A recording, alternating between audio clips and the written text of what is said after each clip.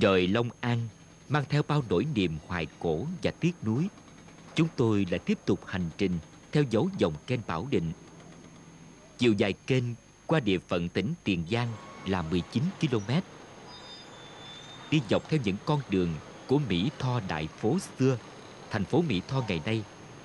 Điểm độc đáo là thành phố này được dựng lên ở ngã ba sông, nơi sông Tiền và kênh Bảo Định giao dòng với nhau.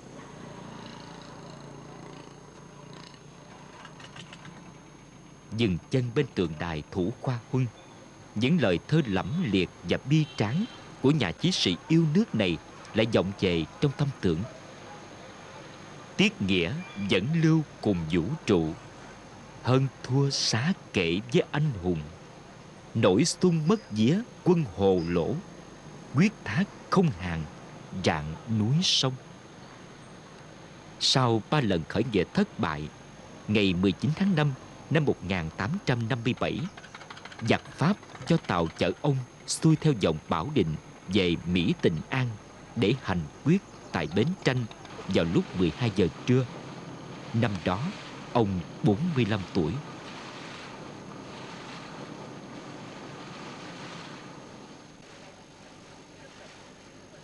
Anh Lê Ái Sim, giám đốc bảo tàng cho biết, kênh Bảo Định là một trong những địa bàn hoạt động của nghĩa quân Thủ Khoa Huân, đồng thời là thủy lộ chính mà thực dân Pháp sử dụng để đưa quân và tàu chiến đến đánh chiếm tỉnh Định Tường vào năm 1861. Bởi có vai trò quan trọng về quân sự và nhiều mặt khác nữa, năm 1867, thực dân Pháp đã cho dùng sáng mút để nâng cấp dòng kênh. Và Bảo Định lại trở thành con kênh đầu tiên ở Nam Bộ được nạo vét bằng phương tiện cơ giới. Anh Lê Ái Sim và anh Thanh Hải, cán bộ Sở Văn hóa Thể thao Du lịch Tiền Giang, đã kể các giai thoại lý thú về kênh Bảo Định. Trong đó, đặc biệt chú ý đến 2 chi tiết: bia Phú Kiết và chợ Thang Trong.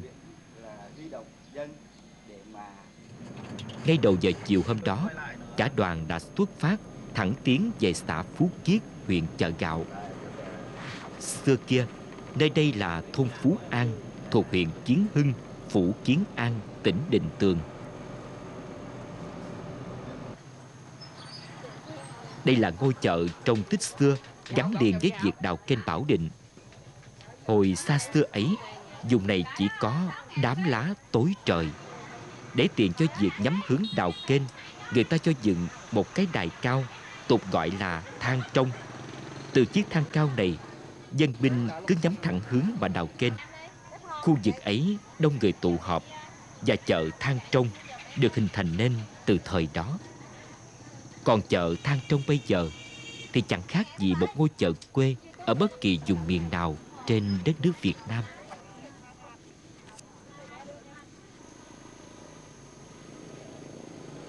Tiếp tục đi sâu vào xã Phú Chiết, chúng tôi tìm thấy một tấm văn bia nằm nép mình bên vệ đường, trông đổ nát và hoang tàn. Chữ khắc trên bia đã mờ phai, không còn đọc được.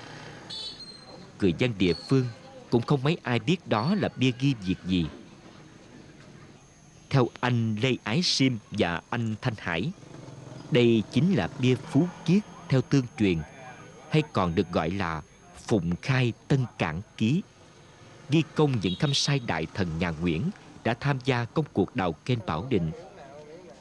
Năm 1819, vua Gia Long ra lệnh cho các viên quan đứng đầu thành Gia Định và trấn Định Tường huy động 9.679 dân phu nạo vét kênh từ Thang Trong đến Hóc Đùng, bến Mỹ Tho.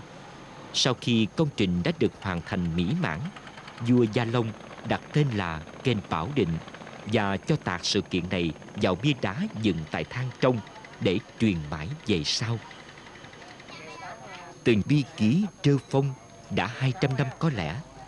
Dường như chúng tôi nghe vang vọng dư ba của một thời quá vãng, để rồi soi chiếu vào hiện tại, nơi mảnh đất có những con người chân thật, hồn hậu như cây dừa, cây lúa, như những dòng kênh lặng lẽ êm trôi, không sóng vỗ bờ. Được Sở Văn hóa Thể thao Du lịch Tiền Giang bố trí cho một chiếc ghe để đi dọc tuyến kênh Bảo Định, bắt đầu từ bến tàu du lịch ở thành phố Mỹ Tho, đến điểm cuối là cống Bảo Định thuộc ấp 6, xã Đạo Thạnh, gần ngã ba Trung Lương. Gần 2 giờ đồng hồ trên sông nước mênh mang, từ xa chúng tôi đã nhìn thấy cống Bảo Định. Được biết, công trình này có tác dụng ngăn mặn, giữ ngọt, tiêu chua, rửa phèn, cải tạo đất và ổn định sản xuất cho hơn 10.300 hectare lúa 3 vụ và hàng chục ngàn hectare cây ăn trái, đồng thời cung cấp nước sinh hoạt cho thành phố Mỹ Tho, huyện Châu Thành và huyện Chợ Gạo. Trở về thành phố Mỹ Tho bằng ô tô để kịp lịch làm việc buổi chiều với lãnh đạo địa phương. Cảm nhận đầu tiên của chúng tôi khi tiếp xúc là sự ấm áp, thân tình, chia sẻ. Qua trao đổi, các anh các chị ở Ủy ban Nhân dân tỉnh Tiền Giang và Sở Văn hóa Thể thao Du lịch cũng như Bảo tàng tỉnh đã gợi ý thêm những chi tiết mới để khai thác trong quá trình tác nghiệp. Sự hỗ trợ nhiệt tình của địa phương chính là nguồn động viên lớn đối với chúng tôi trong những ngày lưu lại Tiền Giang. Khi ánh nắng lấp lánh dát vàng mặt nước, kênh Bảo Định khoác lên mình vẻ đẹp lung linh, tươi mới và căng tràn sức sống. Ghe thương hồ lại ngược xuôi, âm thanh cuộc sống lại bộn bề vang động trên dòng kênh.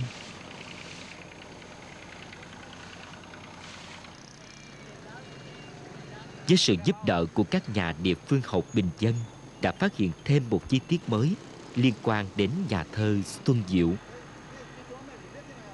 Tại đây, thời thuộc Pháp được gọi là Sở Đoan, tức kho bạc, và Xuân Diệu đã từng làm việc trong 4 năm liền. Trong khoảng từ năm 1932 đến năm 1945, phong trào thơ mới phát triển mạnh mẽ ở miền Bắc và miền Trung, nhưng không khí ấy chưa lan tới đất Tiền Giang. Có lẽ nơi đây lúc bấy giờ chỉ thịnh cho việc buôn bán, phát hành báo chí và cổ suý lối văn chương bình dân hơn là thơ ca. Để rồi đến tận 30 năm sau, khi có dịp về thăm lại chốn xưa, nhà thơ vẫn ngậm ngùi: 30 năm trước mơ mộng, ta vào sống 4 năm ròng tại đây. Cầu quay phố xá đôi bên, ta không mua bán, chỉ ghiền văn thơ. Đứng trên cầu quay, lặng lẽ ngắm nhìn mặt nước Bảo Định Giang và cố mường tượng về hình ảnh người thi sĩ tài hoa Xuân Diệu đã từng in bóng xuống dòng kênh này như từ thuở nào. Khi nghe thổ lộ mong muốn được tiếp cận với một nhà nghiên cứu văn hóa tại địa phương để có thêm một góc nhìn khác về kênh Bảo Định, cả anh Lê Ái Sim và anh Thanh Hải đều nhắc đến một cái tên: ông Trương Ngọc Tường ở huyện Cai Lậy. Đam mê tìm hiểu lịch sử, cội nguồn dân tộc, rồi phân tích và hệ thống lại thành những ghi chép, nhận định công phu. Cuộc đời ông chính là trang sách tích tụ dấu ấn lịch sử nơi đầu sông cuối bãi của miệt đồng bằng. Và chỉ đến khi gặp nhà nghiên cứu Trương Ngọc Tường, chúng tôi mới được biết thêm một thông tin mới. Đó là tiền quân Kiến Xương quận công Nguyễn Quỳnh Đức chính là một trong những vị đại thần đầu tiên đề xuất việc nạo vét nâng cấp kênh Bảo Định. Có lẽ cái khí phách anh hùng từ những ngày ông cha ta đi mở đất, cơm vắt nước bầu, kiên cường trước thiên tai địch họa, đã hun đúc nên tinh thần đấu tranh bất khuất của con người Nam Bộ trong hai cuộc kháng chiến vĩ đại của dân tộc. Giờ đây, bên dòng kênh Bảo Định là những xóm ấp trù mật xanh tươi. Nét thanh bình, yên ả, no ấm và hạnh phúc cứ hiển hiện quanh đây. Ghé thăm nhà chị Võ Thị Liên, Khương Xê, xã Phú Kiết, huyện Chợ Gạo. Hoàn cảnh gia đình chị có một mẹ, một con. Nhờ nguồn nước từ kênh Bảo Định mà chị đã tảo tần dung xới vườn tược xanh tươi, và thiên nhiên cũng chẳng phụ công người lam lũ. Chị biểu đoàn làm phim về đây nhất định phải ăn cùng mẹ con chị một bữa cơm dân dã miệt vườn. Cả đoàn sắn tay vào phụ làm bếp, rồi chúng tôi cùng ngồi quây quần bên mâm cơm, gồm gỏi xoài khô sặc, cá lóc nướng trui, lương lá cách, và thức uống không thể thiếu là rượu đế, y như trong câu ca dân dã: bắt con cá lóc nướng trui, làm mâm rượu trắng đãi người bạn xa. Có lẽ thiên nhiên giàu có, phong phú, rộng rãi, bao la nơi này đã góp phần hình thành nên tính cách phóng khoáng, hào sảng, mến khách, chí cốt với bạn bè của cư dân Nam Bộ. Chúng tôi xin mượn mấy câu ca giọng cổ thấm đượm ân tình của anh Thanh Hải thay cho lời kết tập ký sự này. Nay đoàn làm phim của Đài truyền hình Việt Nam về làm phim về dòng kinh Bảo Định. Tôi có viết một bài hát về Mỹ Tho, nó có gắn với dòng sông Bảo Định. Hò dòng Bảo Định giang chảy ngang chợ Mỹ, nhớ người tri kỷ xứ Mỹ Tho này.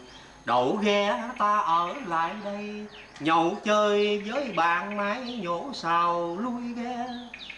Đêm trên dằm sông nghe ghe thương hồ hát bên men rượu, tay vô mạn thuyền bắt nhịp lời ca. Dư âm bồng bềnh theo con nước bay xa, khách thương hồ quên đường xa khó mỏi. Ngày mai nhổ xào ghé xuôi bên cát, khách này có nhớ chẳng nghe bên nước ven sông Tiền.